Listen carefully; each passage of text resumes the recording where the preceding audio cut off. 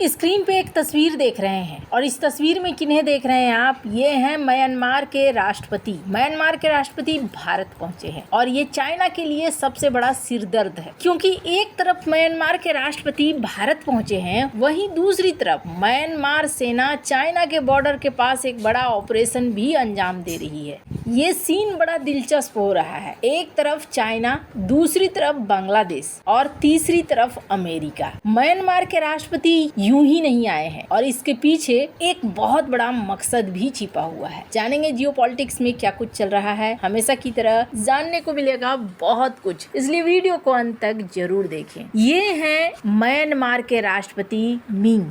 ये भारत आए हैं और पहले बिहार उतरे हैं और बिहार से ये गए बोध गया। बोध गया में इन्होंने पूजा पाठ किया है और उसके बाद मुलाकात का दौर शुरू हुआ है। पहली बात तो ये कि 2 महीने हुए इनके राष्ट्रपति बने हुए। इससे पहले साल 2021 में इन्होंने तख्ता पलट कर दिया और तख्ता पलट करके आन सू को हटा दिया। हालांकि जब राष्ट्रपति बने तो अभी आन सू हाउस अरेस्ट पर रख दिया गया है। एक तस्वीर देख रहे हैं, द गार्जियन में छपी है। आन सू यही है, यानी कि अब बाकी की जिंदगी वो हाउस अरेस्ट में गुजारेंगी। साल 2021 का जो ये तख्ता पलट हुआ था, इस तख्ता पलट के ऊपर कई लोग ये आरोप लगाते रहे कि ये तख्ता पलट चाइना ने करवाया, क्योंकि शू की सरकार एक ऐसी सरकार थी जो भारत के साथ तालमेल बढ़ा रही थी और भारत के साथ कई लंबे प्रोजेक्ट्स वगैरह शू की सरकार शुरू कर चुकी थी। कालादान प्रोजेक्ट उनमें से एक था और जैसे जैसे भारत के साथ नजदीकियां बढ़ रही थी, वैसे वैसे चाइना को टेंशन होना शुरू हो गया था। चाइना को इसलिए टेंशन हो रहा था क्योंकि चाइना को भविष्य का पता था और वो भविष्य क्या था? वो भविष्य था रेयर अर्थ मटेरियल। चाइना को म्यांमार से चाहिए था रेयर अर्थ मटेरियल और शू की सरकार बड़ी नपी तुली तरीके से चल रही थी और इस नपी तुले तरीके से चलने की वजह से उन्हें रेयर अर्थ मटेरियल नहीं मिल पा रहा था। फिर उन्होंने संपर्क साधा और कहा जाने लगा कि यहाँ पर एक बड़ा खेल हो गया, जो शू ने भी सोचा नहीं था वो काम यहाँ पर हो गया और तब बहुत ज्यादा बवाल कटा। दुनिया भर में ये कहा जाने लगा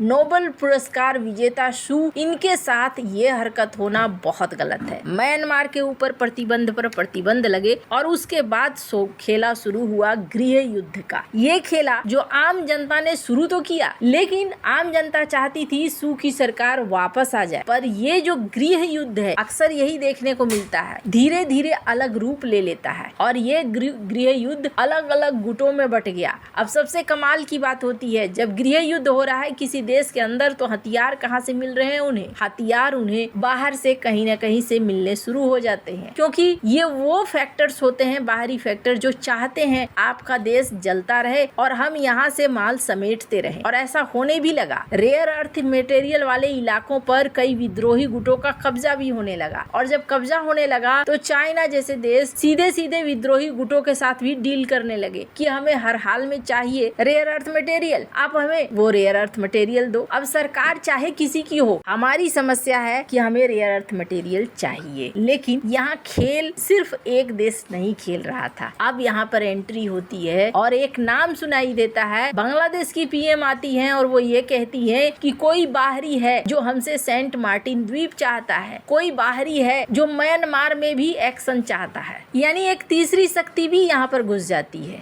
और फिर चितगांव पोर्ट, इसके लिए सीधे सीधे अराकान आर्मी, अगर आप देखें तो ये जो इलाका है, ये इलाका अराकान आर्मी का है। अराकान आर्मी कहती है कि ये पोर्ट हमारा है। ये बांग्लादेश को एक निशाना था। अब ऐसी परिस्थितियों में जिस देश के साथ भारत का एक बहुत लंबा सीमा लगता है, 1643 किलोमीटर का, मणिपुर, मिजोरम, नागालैंड, अरुणाचल प्रदेश, म्यांमार, उसको इग्नोर करके नहीं चला जा सकता है। भारत की पुरानी पॉलिसी में ना एक सबसे बड़ी दिक्कत थी और वो दिक्कत क्या थी? मैंने क्यों कहा कि चाइना भविष्य देख सकता था लेकिन भारत उस समय भविष्य नहीं देख सकता था। भारत ने शुरू से भविष्य नहीं देखा। आपके पड़ोसी हैं, आपसे फायदा लेते हैं लेकिन आप फायदा नहीं ले पाते हो। इनके पास रेयर अर्थ मटेरियल का खजाना था लेकिन भारत यहाँ पर अपने प्रभाव को बढ़ा नहीं पाया था और चाइना ने अपने प्रभाव को इस कदर बढ़ा लिया कि वहाँ पर सीन ही बदल दिया। और ये मैं नहीं कह रही हूँ, इनकी ही मीडिया में बातें हो रही है इस तरह की तस्वीरों के साथ कि अब बीजिंग ने सॉफ्ट पावर लॉन्च किया है ताकि उनके खिलाफ जो माहौल बन रहा है म्यांमार के अंदर कि ये पूरा कूप के पीछे कोई ना कोई था, उस माहौल को शांत किया जाए। अब यहाँ पर मिंग पहुंचे हैं। मिंग यहाँ क्यों पहुंचे? मिंग यहाँ इसलिए पहुंचे कि वो चाइना से परेशान हो गए हैं। और पहली बात तो ये चाइना ने जो हथियार भेजे वो सही तरीके से काम नहीं आए, और अब चाइना क्या कर रहा है, एक तरफ सरकार से भी डील कर रहा है और दूसरी तरफ विद्रोही गुटों से भी डील कर रहा है। चाइना से लगते हुए एक बेहद खास इलाके काचीन पर अच्छा खासा मिनरल्स निकलता है, और कहा जाता है कि इन मिनरल्स निकालने के लिए और चाइना अपने हाथ में करने के लिए काचीन विद्रोहियों के साथ भी कथित तौर पर डील करता है। और ये चीज म्यांमार की सरकार को पसंद नहीं है। म्यांमार की सरकार चाहती है कि मेरे साथ रहो, लेकिन ऐसा हुआ नहीं। चाइना अपने हिसाब से काम करने लगा। जहां गुटों के साथ उसे लगा कि बिजनेस करने में फायदा है, वहां गुटों के साथ उन्होंने बिजनेस करना शुरू कर दिया। तो ऐसे में अब ये भारत की तरफ दौड़े हैं। पहली बात, भारत के ऊपर इनका भरोसा भी है, और दूसरी बात ये, चाइना को ये समझाना चाहते हैं कि तुम अकेले नहीं हो, मेरे साथ भारत आ सकता है। और भारत के लिए ये खास क्यों है? भारत के लिए खास इसलिए है क्योंकि नॉर्थ ईस्ट का पूरा सेक्टर, इसके अलावा रेयर अर्थ मटेरियल की डील, ये बहुत ज्यादा मायने करती है। वैसे